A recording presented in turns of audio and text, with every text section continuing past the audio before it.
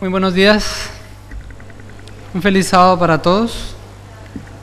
El Señor nos acompaña en este momento y en los minutos que nos restan podamos estar lo más dispuestos posibles para poder escuchar su voz, la voz de Dios a través de su palabra.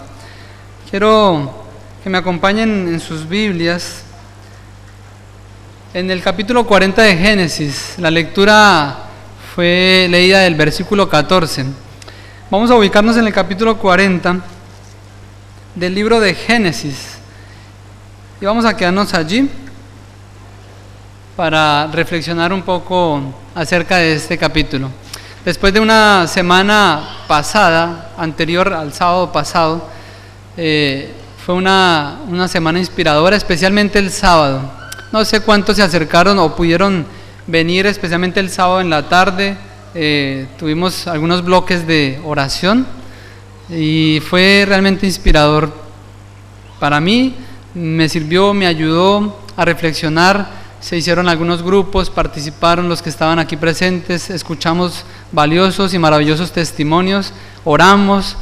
Y pienso que eso me motivó mucho para estar aquí al frente hoy y poder compartir con ustedes este tema que vamos a reflexionar en estos minutos que nos quedan.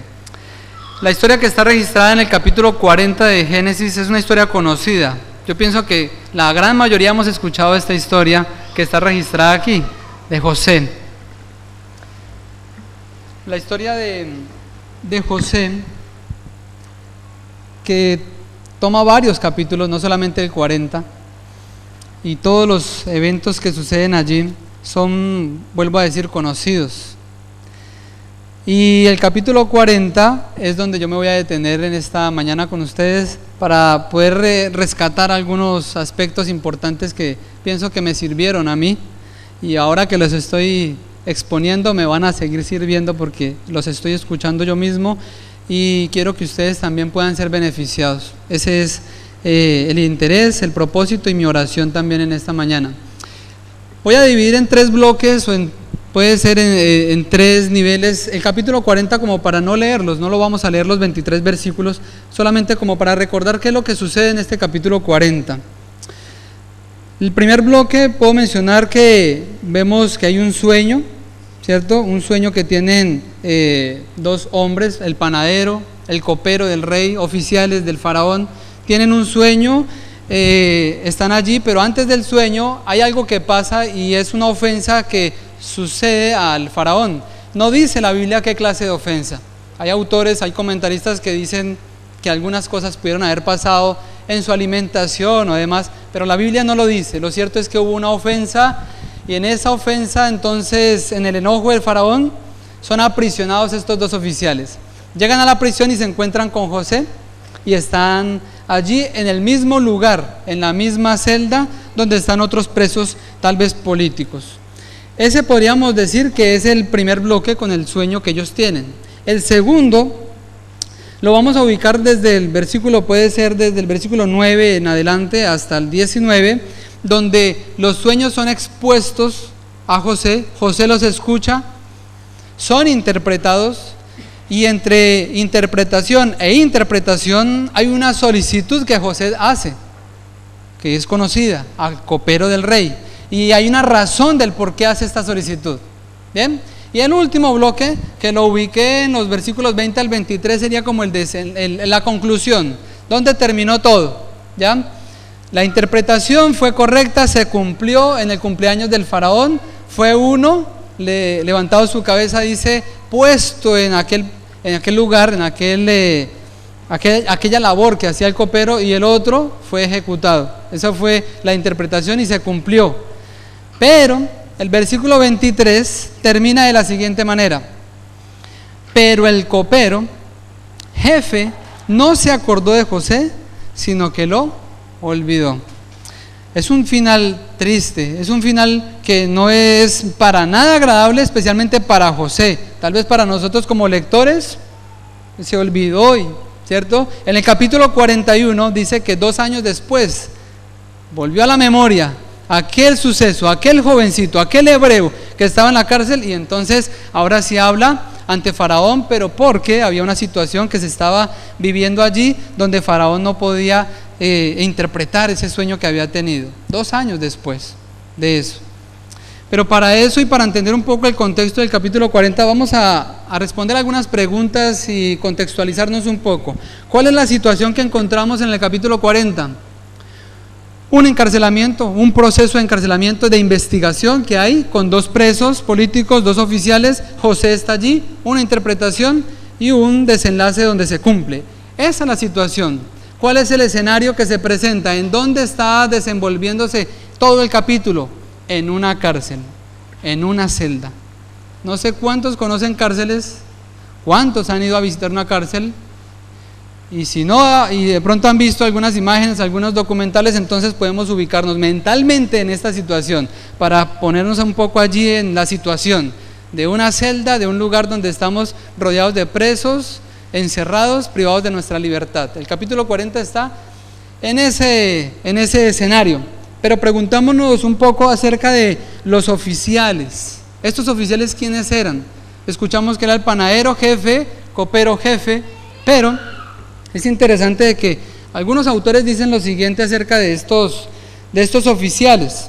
Dice que estos oficiales tenían gran reputación, o sea, no eran cualquier persona de pronto en cuanto al oficio que hacían, sino que eran jefes. Un autor dice que tal vez tenía el copero jefe muchos o centenares de empleados, de siervos. Tenía que vigilar los viñedos del faraón, tenía que estar pendiente de las bodegas de faraón, y es más, tenía que ser una persona muy confiable. ¿Por qué? Porque también era posible de que el rey, el faraón, pudiese ser envenenado o alguna conspiración hubiese, ¿ya? Así que la persona que estaba allí, estos oficiales tenían mucha cercanía, eran muy familiares, tenían una gran confianza con el faraón. Pero algo pasó, no sabemos. Lo cierto es que se está haciendo una investigación con estos 2 hombres y al final podemos saber que hubo un culpable, ¿verdad? Para entender un poco mejor esto y dónde está José y quiénes son estos hombres, hay una escala social y es una pirámide social también que se puede tomar como la pirámide social de Egipto. Vamos a hacer lo siguiente. Imaginémonos el triángulo, podemos imaginárnoslo con este techo. Allá en la cúspide, en la punta, estaba Faraón, porque él era el rey y el que comandaba y el jerarca y el que tenía poderes también. Allá estaba Faraón. Después de Faraón, en descenso, seguían los sacerdotes. Los sacerdotes también tenían gran importancia para los egipcios. Me voy a detener un poco ahí. Ahora empiezo a entender por qué hay preocupación de estos presos. ¿Por qué hay congoja? ¿Por qué hay tristeza? Porque los profesionales que interpretaban sueños estaban afuera y ellos estaban encerrados. Y ellos querían saber que ese sueño, algo significaba para ellos y no podían acercarse, no tener contacto para que les interpretaran qué había pasado. Pero no se daban cuenta de que Dios tenía un profesional allí dentro, en la misma celda, en la misma cárcel, que iba a ser instrumento también de salvación para uno de ellos especialmente. Después de los sacerdotes venían los soldados, pero los soldados oficiales, que en tiempos de paz también trabajaban, pero estaban allí. Después de los soldados seguían aquellos comerciantes y artesanos. Después de ellos venían los campesinos, agricultura. Y en último lugar, allí en la base del triángulo de la pirámide, estaban los esclavos. ¿Dónde estaba José? Es más, hay un autor que encontré en un libro que dice que más abajo de esa escala habían un grupo que se llamaba los Emu, con H, que eran la mayoría prisioneros de guerra, y estos no tenían derechos algunos. Tenían que trabajar fuertemente y en algún momento recuperaban su libertad, o sea que estaban mucho más abajo. Eso nos ayuda a entender con quién está relacionándose José, el contexto de cómo es las jerarquías que se manejaban, cómo era la estructura de Egipto.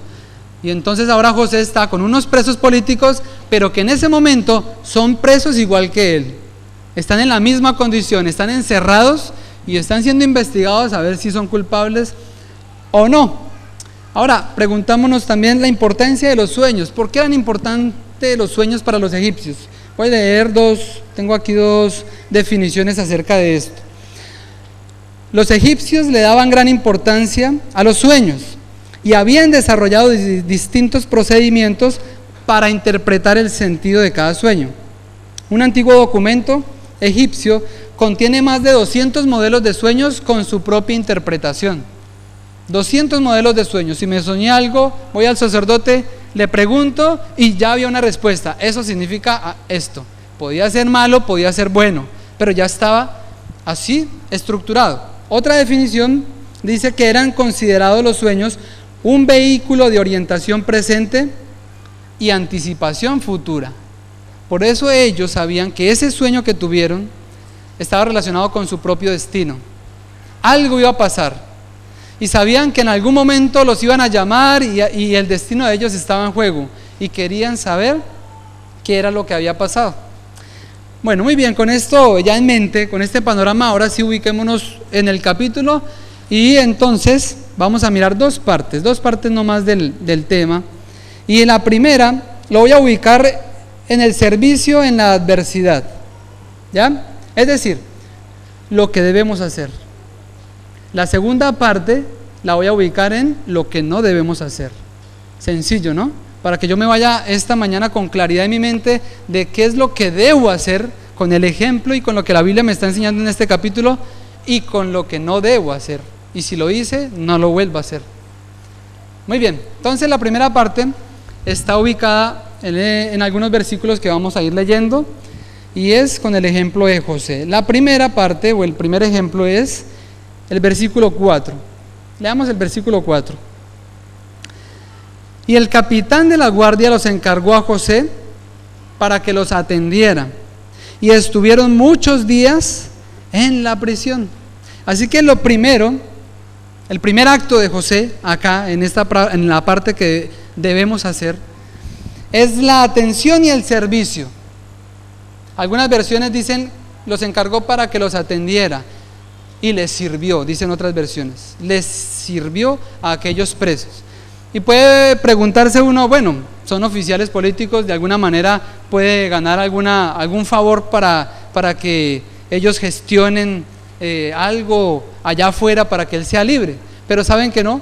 El capítulo 39 y los anteriores y posteriores capítulos me dan a mí certeza de que José lo hacía por naturaleza, servir con amor, con abnegación, con desinterés. De la misma manera como sirvió a Potifar allá en su casa como mayordomo, ahora toma eso y lo sigue reproduciendo en una celda, en la adversidad y en la dificultad. No cambió. Dios, ¿dónde está? ¿Yo qué hago en una cárcel? Si yo no he hecho nada y se pudo haber comportado de otra manera, ¿por qué tengo que atender otros presos? ¿Y por qué tengo que hacer esto y aquello? Ese mismo muchacho que sirvió con diligencia aún siendo esclavo, siguió siendo un siervo fiel y humilde en la cárcel. ¿Saben qué es interesante? Elena de White amplía mucho esto. Algunos términos que menciona y algunas frases están en Patriarcas y Profetas. ¿Lo han leído ustedes? Y si no, pueden leerlo. La dulzura y la fidelidad de José enternecieron el corazón de Potifar, tanto así que lo llegó a tratar y a amar como un hijo más que como un esclavo. La fidelidad y la dulzura. ¿Saben que esto es importante porque este muchacho le tocó madurar a la fuerza? Yo no sé cuántos de acá tienen 17 años, ya pasaron algunos, hay otros niños que no han llegado a esa edad, pero a los 17 años José fue llevado de su tierra, raptado, alejado de su papá, de su casa, a una nación como esclavo, politeísta, llena de seducciones, de vicios, de pecados por doquier. Y le pasó lo que yo digo a veces con algunos frutos que usan hoy en la agricultura, los maduran a la fuerza, ¿sí? Los maduran a la fuerza. ¿Qué fue lo que ayudó a madurar a la fuerza a José? La adversidad, la dificultad, el problema, la prueba. Dijo, aquí hay algo que hacer, yo no me puedo derrumbar. Mis hermanos hicieron esto, pero ahora yo no sé qué me espera. Señor, aquí estoy. Y dice Elena de White que entonces con firmeza de propósito oró. Yo me imagino a José suspirando y llorando durante todo su camino. Dice ella que veía de lejos allá los lugares donde estaba la tienda de su papá. Un papá que no sabía qué le había pasado a su hijo, y la historia nos dice cuán amargo sufrimiento fue para ese padre las mentiras de sus hijos. Y ahora José llega a un lugar donde no conoce, pero como buen muchacho, oigan bien esto, con principios que aprendió de su casa, con el ejemplo de unos padres temerosos de Dios, sigue reproduciendo esos principios y manteniendo a Dios en lo alto, aún en medio del paganismo. Un hombre que alumbró en medio de las tinieblas. La pregunta que hace Elena de White dice, ¿triunfarían los principios? Dice ella allí. Y la historia y el desenlace nos dice que sí, triunfaron los principios. José no ocultó a Dios. En medio de los amigos o personas que rodearon, no le daba vergüenza mostrarse que era un verdadero cristiano, con sus palabras, con lo que decía, con lo que actuaba, como tenía que enfrentar las situaciones. Su Dios era el secreto de su prosperidad. ¿Cuál era el secreto según José y según lo que hacía? Dice Elena de White que no era un acto milagroso, es decir, como que tocaba algo y era magia y se reproducían las cosas y prosperaba la casa de Potifar. No, dice Patriarcas y Profetas que era la diligencia de él, el interés con hacer las cosas bien, y donde ponía su mano era bendición, porque Dios bendecía lo que hacía este muchacho. Así que no era por el arte de magia o de la noche a la mañana ahora se convirtió en un prosperador de otras cosas, de otras personas, no. Entonces dice el versículo, el que leímos, que les servía y les atendía a unos presos. Siguiente, segundo, ya leí el primer ejemplo, primer acto.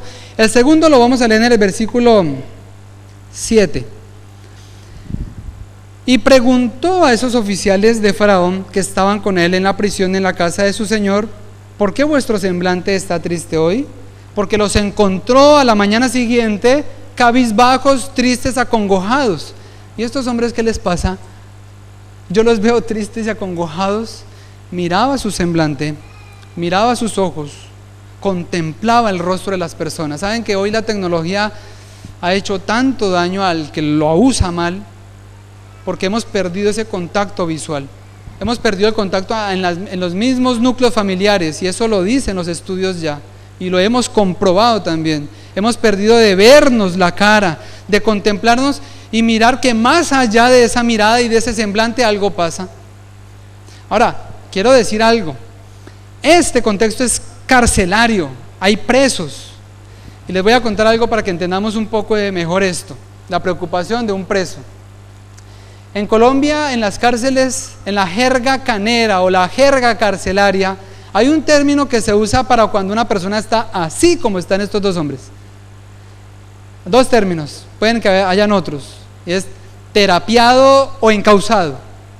Y yo como visitador y como siervo del Señor, si voy a una cárcel y toca aprenderlo en el proceso, si alguien me dice que este muchacho está encausado o terapiado, yo entiendo qué es lo que significa. Está así, triste, cabizbajo, acongojado, algo le pasa, está deprimido, y entonces buscamos la manera como acercarnos a él. A veces es bueno dejarlos alejados un poco, que reflexionen, ¿ya? Así que en un término colombiano de jerga canera, estos hombres están así, encausados, no saben qué hacer, algo les está afectando su destino, qué pasará con su futuro. Y José no pasa por alto eso, a un preso. En las cárceles que yo he visitado veo que tantas personas que hay ahí, que muchos pasan de largo. A mí qué me importa que pueda estar así. Hay personas que son muy amigables, se estrechan y se ayudan, pero otros no. Es más, muchos afuera miran allá, ellos verán, allá están cosechando lo que sembraron.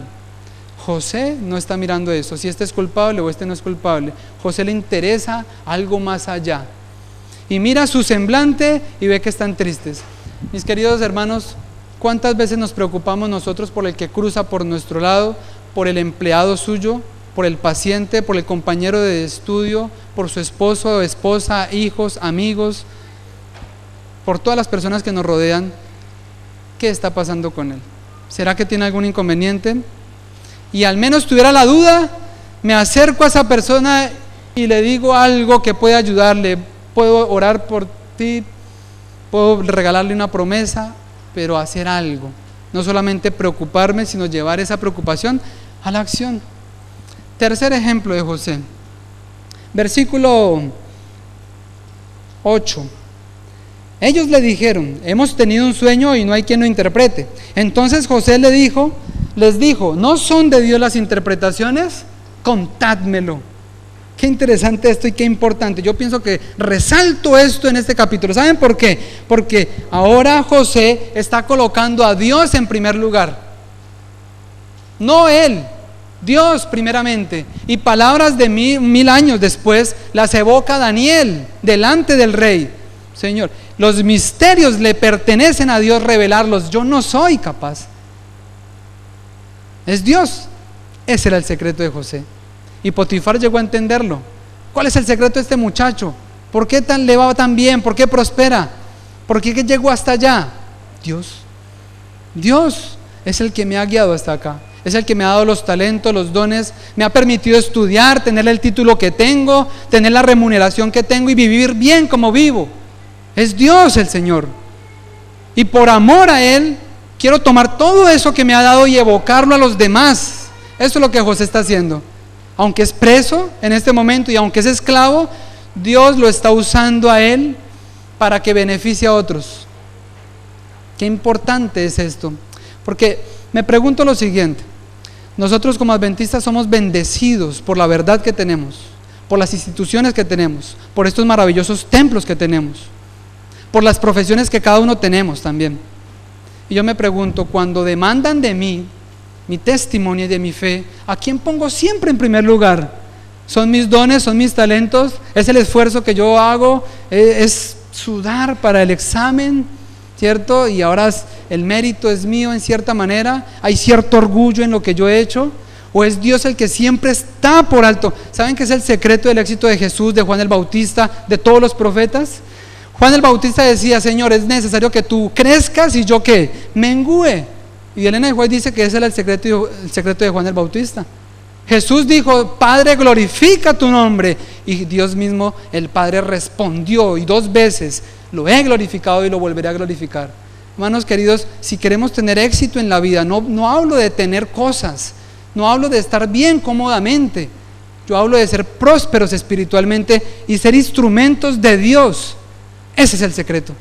Que Dios viva en la vida de cada uno de nosotros. Que en mi hogar se respire la atmósfera del cielo, que los niños crezcan en ese ambiente y sean un beneficio para esta sociedad que está tan terrible y cada vez la vemos decayendo moralmente y en todos los problemas éticos que podamos hoy pensar. Cuarto ejemplo de José. Voy a mencionar 5 ejemplos de José y solamente uno que no debemos hacer. Cuarto ejemplo lo leo en el versículo 14 y 15. El 14 lo leyó nuestra hermana, ¿verdad? Dice: cuando tengas ese bien, se lo está diciendo José al copero, acuérdate de mí.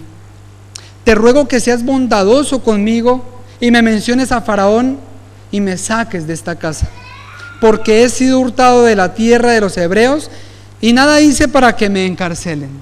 ¿Saben qué está haciendo José ahora aquí? ¿Y qué nos enseña? Modestia. Modestia en la solicitud y modestia en la razón que está dando. ¿Por qué digo que modestia? Vuelvo a repetir, esto que está viviendo José ya lo venía él practicando, viviendo en fidelidad, en sencillez, en humildad.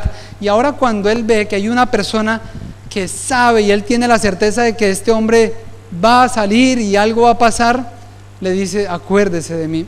¿Saben que en Colombia hay una frase que a veces se suele escuchar comúnmente, a veces entre amigos, entre personas que pueden ser muy conocidos? Si alguno de ellos tiene de pronto un empleo, le salió un trabajo bueno y con posibilidades de ascender, ser remunerados, los amigos pueden decirle: acuérdese de mí cuando esté allá, acuérdese que tiene amigos, que tiene familia, no se le olvide, ya cuando tenga ese bien. Y eso es lo que está diciendo este muchacho: acuérdese de mí, porque yo sé que hay autoridad en usted y él me puede sacar, me puede ayudar, pero acuérdese de mí. Y saben que José no apela a la justicia sino a la misericordia. Él conocía la estructura de Egipto, las jerarquías de Egipto. Es más, yo no voy a mencionar lo que he leído, pero algunos saben que la manera de condenar también podían perder la vida aquellos que habían sido culpables, eran mutilados o de otras maneras podían ser muertos o castigados. José no apela a la justicia, apela a la misericordia y a la bondad de este hombre, a la bondad y misericordia de este hombre. Modestia para decir entonces que en el versículo 15 no le echa la culpa a otros. Qué importante esto, y voy a leer algunos párrafos que tengo de esto. No dijo: mire amigo, ayúdeme, mi ama se puso a calumniarme y empezó a gritar y a decir esto y aquello, y mire, estoy acá es por culpa de ella, y mi amo también. Ahora mis hermanos, mi familia me hizo esto y aquello. ¿Dónde encuentro yo una queja de José allí? No, modestia para probar su inocencia. Quiero que escuchen bien estas dos frases. ¿Él era sensible a los demás? Sí, y mansamente afirma su inocencia. Cuando somos llamados a defendernos, debemos evitar cuidadosamente en lo posible hablar mal de los demás. Contentémonos con demostrar nuestra inocencia y no reprochemos a los demás su culpa, aunque la tengan. ¿Qué beneficio tengo yo para probar mi inocencia? Culpar a todos los demás. Pero es que yo hice y yo no hice. Él y eso. Ellos hicieron esto. Y empiezo a culpar. ¿Saben que el daño me lo hago yo mismo? Porque Dios sabe que yo soy inocente. José sabe que él es inocente. ¿Para qué echarle la culpa a los demás? Y es más, miren la frase que sigue. Otro autor dice lo siguiente: José no jugó el papel de víctima. No envenenó su propia alma con lamentaciones y el resentimiento. No se echó para atrás, sino que reorientó su fe hacia Dios y continuó confiando, porque sabía que a su debido tiempo Dios lo sacaría de esa situación. Su confianza estaba en Dios. No estaba en los demás lo que le habían hecho, en la ingratitud de los demás, en cómo me hizo la zancadilla y me hizo caer. Señor, tú y él. Yo no puedo estar en una posición de juez. Dios no nos ha llamado a ser jueces. Y él prueba su inocencia delante de Dios siendo modesto y humilde. Y aunque suframos ingratitud, José nos da una gran lección: cómo responder a nuestra inocencia. Y vamos a mencionar el quinto ejemplo de José. El versículo 12 y 13 y 18 y 19, no los vamos a leer. ¿Por qué? Porque aquí entonces entra Josué interpretando los sueños. Es decir, aquí el ejemplo es colocar los dones en acción. José tenía un don especial, interpretar los sueños, y Dios lo estaba usando, ya lo había usado y lo iba a seguir usando. Y él está colocando sus dones en acción. No se quedó con la preocupación, el pesar, el dolor, sino que ejecutó la obra. Mano, mente y corazón, sensibilidad, modestia, amor, ternura, ya preocupación, no preocupación por cosas vanas que a veces nos preocupan y no dormimos por cosas que deberían quedar a un lado. Preocupación por cómo están los demás. Señor, tú sabes este muchacho, amigo mío, tú sabes el ambiente en que él está viviendo y está en peligro su vida eterna. Ayúdame porque yo soy compañero de él o de ella. Tú sabes cómo está mi vecino. Tú sabes cómo está mi compañero de trabajo, mi jefe, el empleado, el compañero. Tal vez no ha vuelto a la iglesia. Estoy preocupado por ellos. Estoy preocupado por lo que hago, me desenvuelvo y presento. O también me preocupo por los que me rodean. ¿Cómo están con Dios? ¿Cómo está su vida espiritual? O solamente me dedico a lo mío y tal vez me dejo usar muchas veces por el enemigo. Elena de White dice lo siguiente: que el mismo espíritu que hizo a la mujer de Potifar y otros ejemplos más, de acusar, de señalar, mire, me hizo, para ocultar sus propias faltas, es el mismo espíritu de Satanás que acusa a los hermanos. Terrible cuando uno ha sido instrumento del enemigo en esa posición de dejarnos usar por el diablo. Y yo creo que ninguno de los que está acá quiere ser instrumento de Satanás, pero muchas veces, tal vez lo hemos sido. No hemos sido instrumentos de Dios para preocuparnos, orar por mi alumno, mi hijo, mi hija, mi esposa, mi esposo, mi amigo. Velar un poco más allá de qué es lo que está pasando, preocuparnos por eso. Voy a entrar en la segunda parte porque aquí solamente hay un ejemplo, no más. En el anterior mencioné 5. En el segundo voy a mencionar el olvido en la prosperidad, es decir, lo que no debo hacer. Y voy a leer el versículo 23. Pero el copero jefe no se acordó de José, sino que lo olvidó. Y capítulo 41, versículo 9, dice: entonces el jefe de los coperos dijo a Faraón: ahora me acuerdo de mis faltas. Patriarcas y Profetas dice que él con remordimiento se acordó.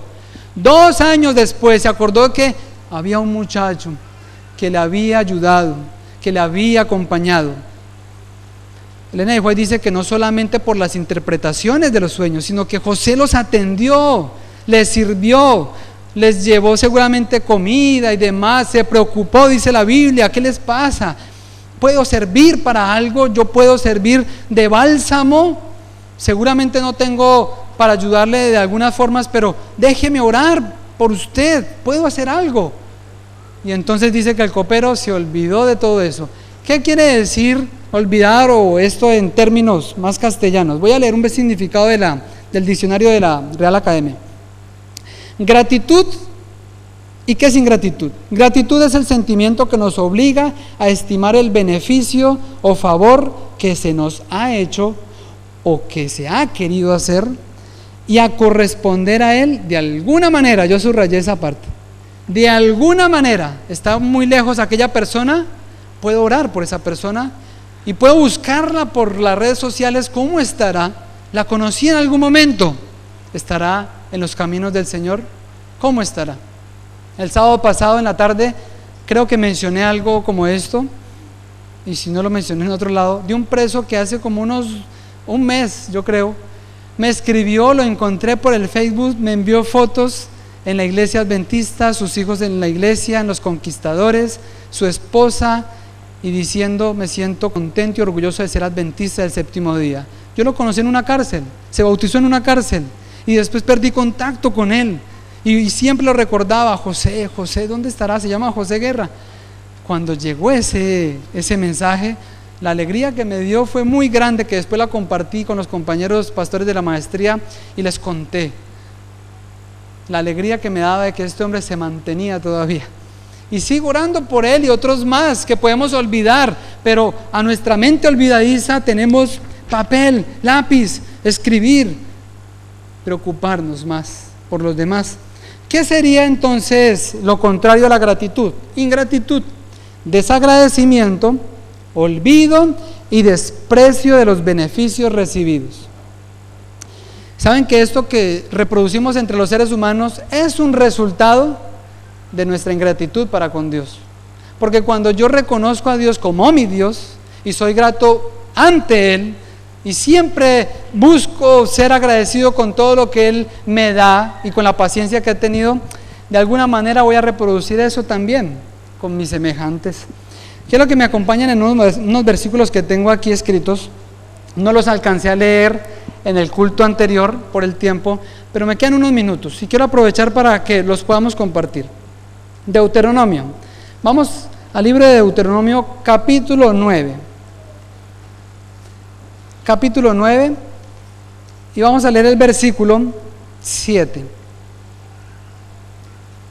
Dios le está diciendo al pueblo de Israel que ellos están allí y Dios les va a dar la tierra prometida. Versículo 5 dice: no porque eres justo, ni por la rectitud de tu corazón entras a poseer la tierra de ellos. Por la impiedad de estas naciones el Señor tu Dios las echa de delante de ti, para cumplir la palabra que juró a tus padres Abraham, Isaac y Jacob. Versículo 6. Por tanto, has de saber que no por tus méritos el Señor tu Dios te da esta buena tierra, porque tú eres un pueblo de dura cerviz. Leamos el versículo 7. Recuerda y no olvides que has provocado el enojo del Señor tu Dios en el desierto, desde el día que saliste de Egipto hasta que llegasteis a este lugar. Habéis sido rebeldes al Señor. Qué bueno esto que Dios hace, y le agradezco al Señor porque cada vez en la Biblia está en abundancia esto, para que recordemos, porque Dios sabe que somos olvidadizos. Acuérdate de dónde vienes, acuérdate de lo que el Señor ha hecho contigo, Acuérdate la paciencia que Dios ha tenido contigo hasta hoy. Acuérdate cómo te libró de peligros que pudieron ser evidentes. Acuérdate que tienes a padres que te aman o personas que han servido de instrumentos para que estés hoy acá y tengas lo que tengas y eres lo que eres gracias a Dios. Acuérdate, no olvides. En Deuteronomio leamos el capítulo 8, las consecuencias de olvidarse de Dios. ¿Qué pasa cuando me olvido de Dios? Capítulo 8, el versículo 11, lo leo. Guárdate de no olvidar al Señor tu Dios y dejar de cumplir sus mandamientos, normas y preceptos que te ordeno hoy. Olvidar al Señor es violar su santa ley. Cuando no acato las normas de Dios y vivo como yo quiera, me olvidé del Señor. Ahora, sigo leyendo. El versículo 12, dice un autor que es el principal factor para olvidar a Dios. Dice el versículo 12, no sea que comas hasta saciarte y edifiques buenas casas para vivir. Versículo 14, y se engría tu corazón y olvides al Señor tu Dios que te sacó de la esclavitud de Egipto. Y saben que en Oseas y otros libros mencionan lo mismo, la prosperidad. Estoy bien, tengo una buena casa, una buena cama, tengo un buen sueldo, tengo una buena profesión, estoy bien. Pero en esa saciedad, dice, está el peligro de que me olvide de quién es el que me ha dado eso. Leo de Deuteronomio, quiero que me acompañen a Isaías 51:13. Isaías capítulo 51, versículo 13. Otra consecuencia de olvidar al Señor, a nuestro Dios, y ser ingratos con Él. Versículo 13 dice, te olvidas del Señor tu Hacedor, que extendió los cielos y fundó la tierra, y todo el día vives en continuo temor del opresor, que se dispone a destruir. Pero, ¿dónde está el furor del opresor? ¿Por qué tenemos miedos? ¿Por qué hay temores? El versículo dice, te olvidas del Señor. Te olvidas de que hay un Dios grande y poderoso que te sostiene y que sostiene esta iglesia. Y al olvidarme, temo del futuro. Me confundo. No sé para dónde voy. Y ando acongojado y triste como el copero y el panadero. ¿Por qué? Porque me olvido del Señor. Dejo de mi memoria a un lado a Dios. Cuando me conviene lo traigo y me postro delante de Él. Pero a veces lo tengo allí y me olvido de Él. Porque en los actos se demuestra el verdadero amor también. No solamente en lo que yo diga, sino que también en lo que yo haga. Hermanos queridos, quiero terminar con los dos textos más para hacer una conclusión final. Dos textos que están, uno en 2 de Timoteo, capítulo 3, versículo 2, y el otro está en Lucas 6:35. 2 de Timoteo, capítulo 3, versículo 2, y Lucas 6:35. Vamos a leer 2 de Timoteo.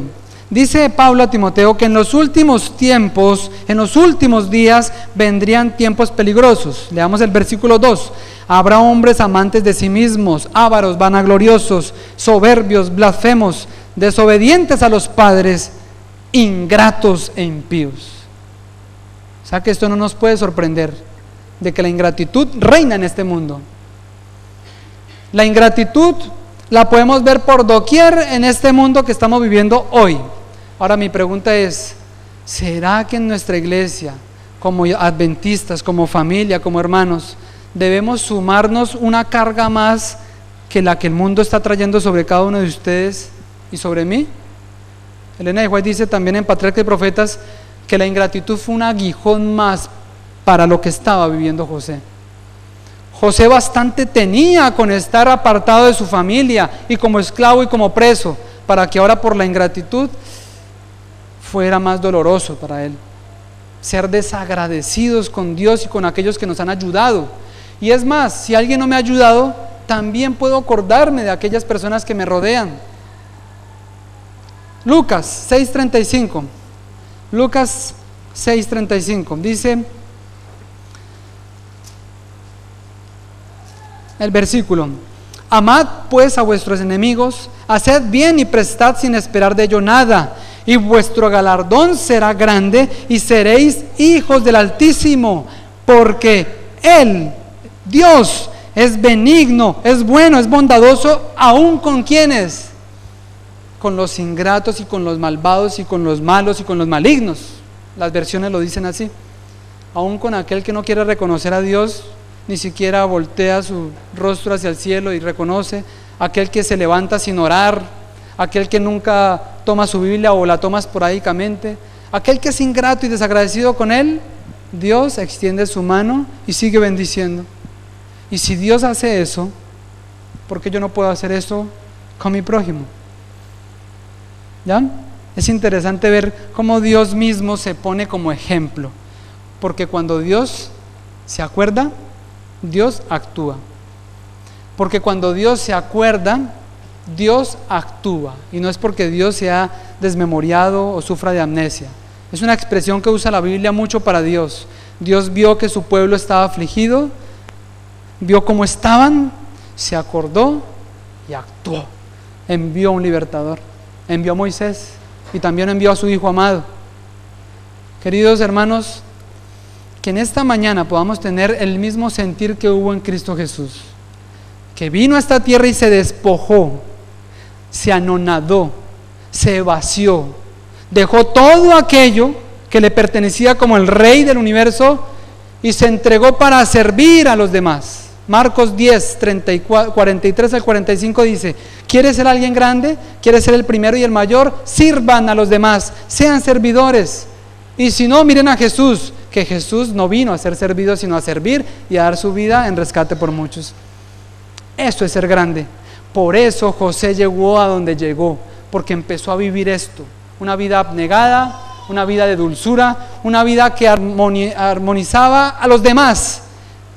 No repelía, sino que antes atraía, y decían: este muchacho tiene algo, qué bueno unírmele porque inspira cosas buenas y positivas, aún estando en los problemas que está viviendo.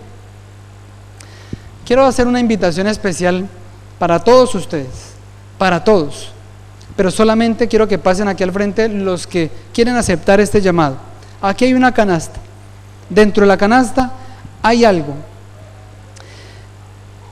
Es un papelito con una imagen, es un símbolo nomás, ¿ya?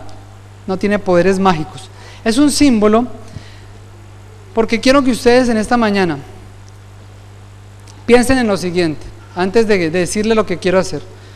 Piensen en aquellas personas que un día pasaron por su vida y que hoy no se han acordado de ellos, de alguna manera los olvidamos, no sé dónde estarán.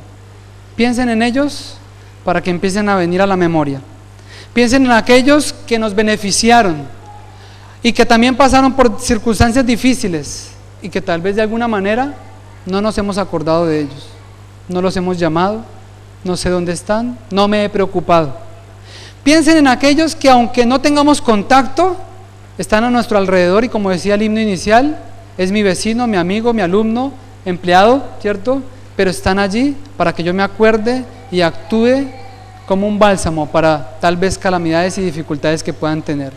Si ustedes en esta mañana quieren acordarse y comprometerse con Dios en esta mañana, delante de Dios, venga al frente y llévese un papelito de estos, porque esta copita significa esto: ¿qué debo hacer y qué no debo hacer? ¿Qué no debo hacer? Ser ingrato, sencillo, no se me puede olvidar. ¿Y qué debo hacer? Voy a volver a repetir los 5 ejemplos de José: servir y atender a los demás, preocuparme pero con afecto y con compasión. Tercero, actuar con modestia. Cuarto, poner a Dios siempre en primer lugar. Y quinto, poner en acción los dones que el Señor me ha dado.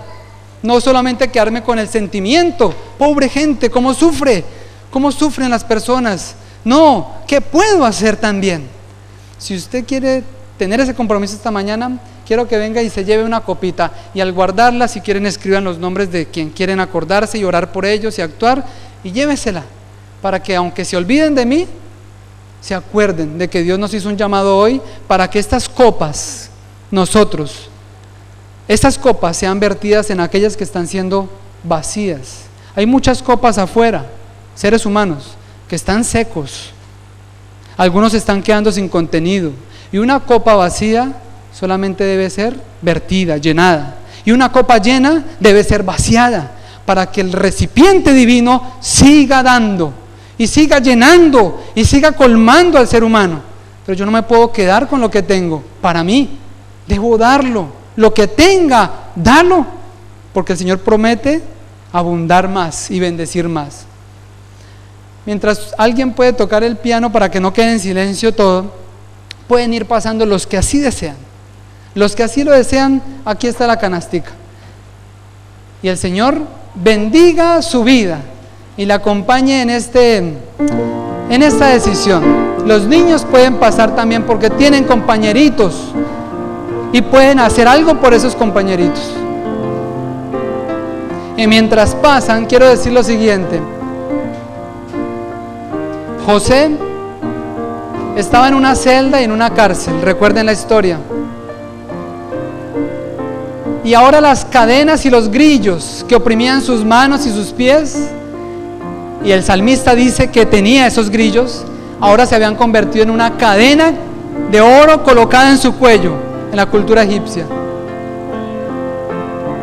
Sus vestiduras de prisionero, tal vez sucias, no sé cómo estarían, ahora habían sido quitadas y habían sido puestas vestiduras de lino finísimo, dice la historia bíblica. Los sonidos de las cadenas al andar ahora se habían convertido en exclamaciones de doblar la rodilla delante del virrey de Egipto. Una celda se había convertido en una carroza y una cárcel en un palacio. Qué maravilloso es Dios, mis hermanos. ¿A dónde Dios puede colocar una persona? Cuando se dispone en las manos de Dios, tal como es, con sus errores, con sus falencias. Recuerden lo que dice el Proverbio 18:12. La humildad precede a la honra. Antes de la honra está la humildad. ¿Queremos ser honrados? Vivamos en humildad ante Dios y sirvamos a Dios y sirvamos a nuestro prójimo. Que el Señor bendiga a todos los que pasaron, los que no pasaron, que el Señor les acompañe y traiga a nuestra memoria qué debemos hacer y en qué hemos fallado. Vamos a orar para terminar este culto al Señor. Querido Padre, gracias te doy porque tu palabra es tan clara que un niño puede entender esto. Tú nos llamas, Señor, a ser servidores, siervos tuyos, porque Jesús lo fue. Te quiero rogar algo esta mañana, y es que tu Espíritu Santo traiga a nuestra mente aquellas cosas en que hemos fallado y cuántas veces también hemos sido ingratos delante de ti. Y traigas a nuestra mente a aquellas personas, Señor, inclusive familiares, y a aquellos que están lejanos también, para que podamos recordarlos y hacer algo por ellos. Que podamos, Señor, orar, interceder, hacer algo en favor de estas personas que nos rodean, porque con este espíritu entonces podremos como iglesia trabajar unida y rescatar almas para el reino de los cielos. Señor, muchas gracias porque nos has hablado y queremos, Señor, que este compromiso quede sellado, Señor, y podamos cumplirlo. Danos fuerzas y ayúdanos, Señor, a no olvidarte. Te lo agradecemos y pedimos en el nombre de Jesús. Amén.